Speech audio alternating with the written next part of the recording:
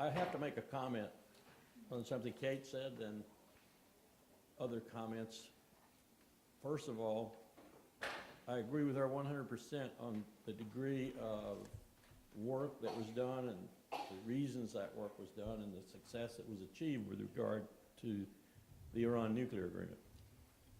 Something Kate might have intimated a little but didn't talk a lot about is that the enemies are still at work, particularly on the Hill and particularly in places like AIPAC and others. They are absolutely intent and willing to spend the dollars necessary to defeat this agreement. And they are searching almost minute by minute for a prima facie excuse, for a long-term one, whatever works, to derail the agreement. Strangely, in that respect, maybe not so strangely, humans are humans after all, regardless of their ethnic grouping or their nationality. The Iranians are doing the same thing. The clashes in the Persian Gulf, the near clashes in the Persian Gulf that have happened in the last few weeks are indicative of that, because the most conservative group, as a group in Iran, the Iranian Revolutionary Guard Corps, IRGC, doesn't like this agreement at all and wants to derail it too, and would just love to have a bog hammer or some other type of small naval craft make an approach on an American cruiser or destroyer and have that cruiser or destroyer blow it out of the water and start something. So it ain't a done deal. And it's going to be very important what the new president, whomever he or she is, does about this and how quickly they move. And anything you can do to make that a positive move would be welcome indeed. The second thing I want to comment on is what was said about climate change. I have become an enormous believer in what's happening. I've had scientific briefings out to Yin Yang from NASA, from scientists all across the country, indeed across the globe, in Paris, in Berlin, in London, in Tokyo, in Beijing.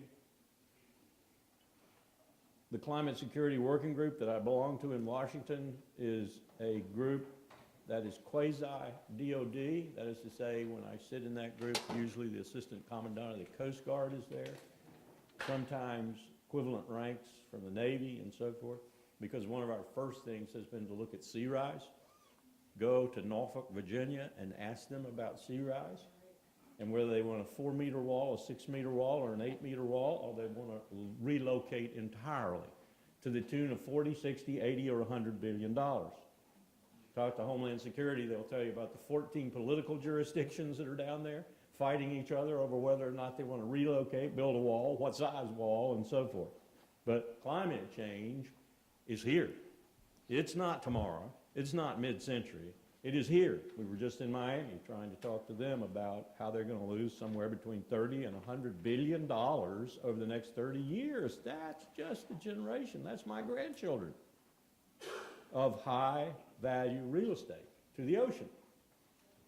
I was just dealing with Cuba and the salinity of their water and the destruction of the mangrove swamps and their fishermen and so forth and so on. Cuba, by the way, is more seized of it than we are and doing a hell of a lot better job than we are at dealing with it. We'll go down there in December and we'll talk about that some more.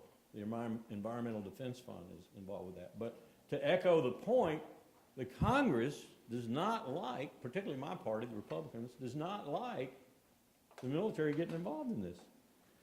So this is sort of on the sly that we do some of this. And they have said, in essence, we will threaten your appropriations if you talk about amelioration, but you can talk about abatement or adaptation. You know what that means? You can't talk about humans contributing to this, because if you do, you'll be violating everything we cretins and Luddites over here on the Hill believe in. You know, influenced majorly by the fossil fuel industry, people like ExxonMobil and so forth, whose CEO only recently admitted that climate change might have some aspects of reality to it. So these are huge problems, and they are human security problems par excellence. Now let me talk about what was referred to a little bit earlier. It's my book. One of the reasons I've told my editor and others that I might wait until the grave approaches, my own too, because he's 79, I'm 71. I could go any moment. And I might not publish it at all. It's contained in the preface. In the preface, at the end, I say something like this. If Heraclitus was right about man's fate being his character, then in many respects, the fate of nations is the character of its great men and women. And that becomes the theme of the book, along with a couple of ancillary themes that are important, I think. And one is the theme of a black man in a country whose constitution called him 3/4 of a person, and who fought a bloody war to try and rectify that institution of slavery compromised in our Constitution. And then we had this massive civil rights movement for another 150 years or so to try and make the results of the Civil War economically, financially, and even, you might say, really real. This black man rises to the top of the most powerful armed force in the world. Not only that, he's National Security Advisor to the President. Not only that, he's later Secretary of State. What does that do to this particular individual to give him feet of clay? How is this particular individual complicit in the final steps of building the national security state? Even in some respects, unwittingly so. Two examples come to mind immediately to me, and they're in the first chapter. When I first meet him in 1989, we're at Fort McPherson, Georgia, and he's the commander of the largest Army force in the structure. All the troops in the continental United States and in the territories, all of them. And he calls me into his office, and remember, I'm fresh caught lieutenant colonel, I can't be too bold. He's a fresh 4-star general, youngest in the Army, 52. And he's just come from being National Security Advisor to Ronald Reagan in his last term. And he says, well, you know, we need to start talking about the drug war. We do? Yes, we do, because we're going to get into it. We're going to get into the drug war because it's what President Bush wants and it's what President Reagan wanted. And the armed forces are going to get into the drug war. We're going to form joint task forces. We're going to do this, and that. Stupid lieutenant colonel, right? But I had just been educated at the Naval War College, and I knew something about strategy and policy. So I looked at him and I said, why would we want to enter a war we can't win? And he looked at me kind of bizarrely. Who is this upstart lieutenant colonel? What do you mean? I said, why would we want to enter a war we cannot win? For 4,500 years plus of human history, drugs were the prerogative of the individual who wished to take them.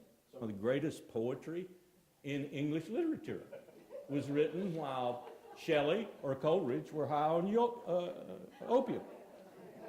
I said, you know, this is a matter of privacy. This is a matter of humans. No. It's so bad that we're doing damage to ourselves. I admit that, but why would you want to get the armed forces involved in it? Because it's a war you cannot win. And it's going to cause unparalleled problems. It's going to probably impact your ethnic group, and so forth and so on, your race.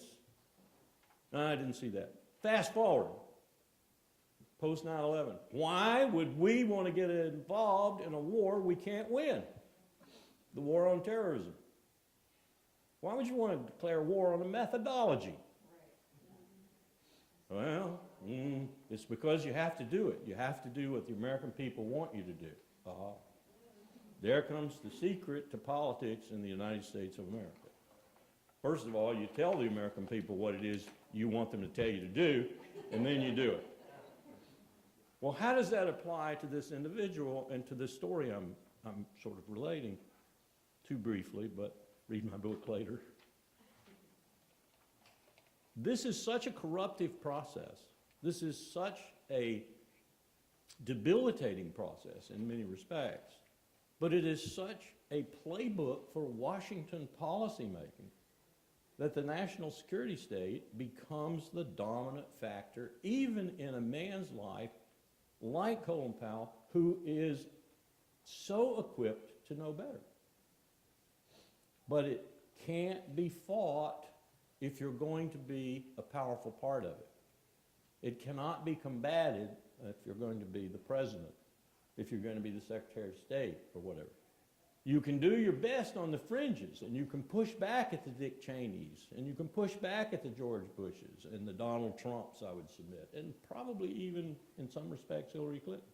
You can push back at them. But once they're captured by the apparatus of this state structure, they really have no choice but to correspond to its dictates. This is something my students really have a hard time understanding.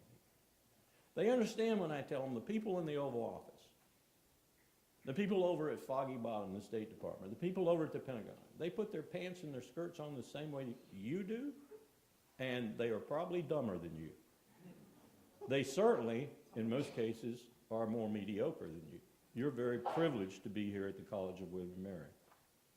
There are a lot of reasons for that. It wasn't always that way. One of the biggest reasons today is because Wall Street, for 25 plus years, has drugged the real talent from our universities, especially the top 50, the Ivy Leagues, so forth, away from public service, from government service. And so what you've gotten is what was left. This is hard to grip. It's hard to grasp. It's hard to understand. But these people are no better than you, I tell them. And in many cases, they're worse. And they're making decisions to send young men and young women to die for state purposes and to kill others for state purposes, something we often forget. We lost some 3,000 souls on 9/11. We've killed probably 500,000 in response, and put another 17 or 18 million into a diaspora from whence they may never return. And we've just incredibly put in turmoil an entire region of Western Asia, all in retribution for those deaths. Don't tell me it was anything other than that, really, with the American people. Now that they got tired of it and weary of it, yes, I've talked about that already. And they don't want to see any more of it, yes. But you just pick up the Wall Street Journal yesterday and read Bob Gates, my chancellor at William & Mary, talking about sizing up the new commander-in-chief and then running through the threats. There's China, there's Russia, there's North Korea, now nuclear. There's Iran, yes, there's Iran. And then a few more. Why do we have to look at China? Because we have no empathy for China. Why did we have a situation where we knew what was going to happen in the International Court of Arbitration at The Hague? We knew that Japanese judge, point there, Japanese judge, U.S. ally, was going to find in a much more sweeping, broader way than the case the Philippines called for, and he was going to declare the entire Chinese claim on the South China Sea null and void. In legal jurisprudence, null and void. Now what do? Have a war with China? Because China doesn't buy that. I know their Foreign Minister Wang Yi had a number of conversations with him. He said they're not going to buy it, and they won't. So what are we looking at there, Bob? Mr. Former Secretary of Defense, Mr. Former CIA guy, and so forth and so on. I like Bob.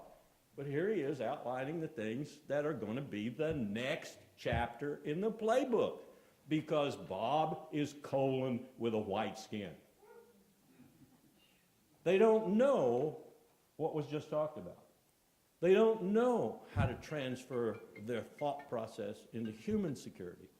They don't know how to develop empathy for Moscow, empathy for Beijing, empathy for Pyongyang. If I were Kim Jong-un or Kim Il-sung or any of the Korean leadership, I would be doing the same thing he's doing, because he's surrounded by us. Absolutely surrounded. And 600,000 Republic of Korea soldiers sit down there backed by the full might of the United States, including our nuclear weapons, ready to annihilate him at any moment. He wants a nuke to try and keep that from happening. He saw what we did to Saddam Hussein. Do we ever sit down and think strategically, rationally about these issues? No, we do not. Anywhere in the councils of government in Washington, D.C. We correspond to the playbook. And the playbook says we're supposed to go to war. That's what it says. That's the bottom line. It disregards, except for moments like the Iran agreement, diplomacy. It disregards economics and financial power, except as we sanction people. Don't get me started on that. That's the dumbest thing we've ever done in our life, and I think one of the most egregious statements ever made in human history was made by Madeleine Albright when she was asked the question about the 400,000 Iraqi children we had killed with our sanctions, and she said something like, well, you know, sometimes bad things happen. That's our policy. Even when we use the other instruments of our power, that's our policy, to punish, to sanction. Is it out of fear we do this? Partly. Probably collectively on behalf of the American people it is. Oh, I'm way over my time, aren't I? It's okay. It is out of fear, but it's mostly because it produces wealth for a very select group of Americans who are not about to give up that wealth. And I don't just mean the military contractors. I don't just mean the fossil fuel burners. I don't mean the people that give Americans jobs because those jobs are necessary and so forth as that kind of provider. What I mean is the system is broken. It's broken for you and me. It's not broken for these people. It's broken for you and me. And my greatest fear is that we're going to have an election and we're going to produce a president, regardless of who that president is, and we're going to wind up in one of these conflicts very swiftly that Bob Gates writes about in the Wall Street Journal. And all of us are going to sit back and we're going to again ask ourselves, what do we do? How can we change this situation? And I'll leave you with the same bottom line I left before. It is never going to change until you and 300, well, I won't say that many, at least 200 million other Americans join you in saying no more. We want to change the way America operates in the world. And the way you do that, of course, first is you change the way it operates at home. You stop doing the things that we're doing, like killing blacks, putting them in prison at a rate that's just astronomical. You have to fix your own house before you fix the world, if you would. But you don't fix either. And I'm a military professional. You don't fix either with armed force. Thank you. Thank you to all the panelists. It's been inspiring and informational. And because we only have 15, 20 minutes left, I'm going to go directly to the audience with questions. That gentleman right there. First of all, I want to just thank you all really for pronouncing the names of the two countries in question correctly, Iraq and Iran, because over the last 15 years we've had a mispronunciation of those names, and I think the mispronunciation is a concerted effort by members who support war over diplomacy by mispronouncing the names to anger those countries, hopefully retaliating because of our disrespect in terms of how we call them. So that's just my own little comment. But as business and military get cozier and is the core of our national decision-making process and more involved in each other's security and viability, can you talk a little bit more, please, about the difficulties of taking citizen security to a higher government and institutional priority, or is it really just an oxymoron to talk about military economies and citizen safety when you look at countries like Egypt, Dr. Shirk, would you like to address that? Yes, that's an excellent question, because I would say the primary obstacle to human security in Washington is the military-industrial complex, which is so vast and incentivizes the lobbyists on the Hill who we work against that are pushing the military solutions to everything and delegitimizing negotiation solutions. So there are a group of business leaders that talk about the economic benefits of stability and who actually see the current global chaos as the primary force against business and trade. And my hope is that more of them will be empowered with that analysis that sees how the global chaos and the gross economic inequalities that exist that drive that global chaos is not in their advantage. You know, some of the large funders and the billionaires are starting to speak out against these global economic inequalities and start to say peace is an investment strategy. So it's really, you know, how do we help amplify their voices and help them see that analysis even more? Dr. Shirk, before I forget it, your book, Local Commitment to Communities and Security, I think would be very useful to many of us in this room. Where can we get it? I'll put up the website. Both are free downloadable books, so I'll put up the website here. Thank you. Next question. The young lady in the back. Hi. First of all, thank you for your thoughts so far. I appreciate it.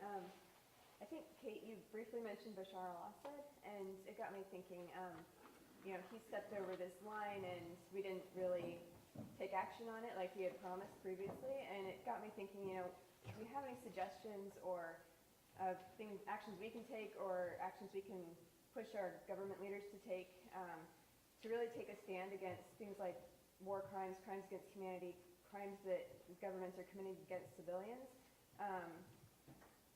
Balancing that need to stand up for that and say this isn't okay and we won't stand for it, while still, you know, not resorting to military force and avoiding war. How do we kind of balance those? That's a great question. Yeah, so one thing I do want to mention as far as taking action on that and really taking a stand and bringing that stand to your members of Congress is that I'm going to answer more directly your question, but first my propaganda plug, which is that right now a clipboard is being passed around. Does somebody have it actually? I want to make sure it's still circulating somewhere over there. Okay, great. Yeah, it has our sign-up sheet. So if you are interested, you know, as we've heard for all of these, for advancing any kind of peaceful solutions, for diplomatic solutions on the Hill, whether it's on speaking out about war crimes, whether it's on supporting the Iran deal from these attempts for sabotage, all of that.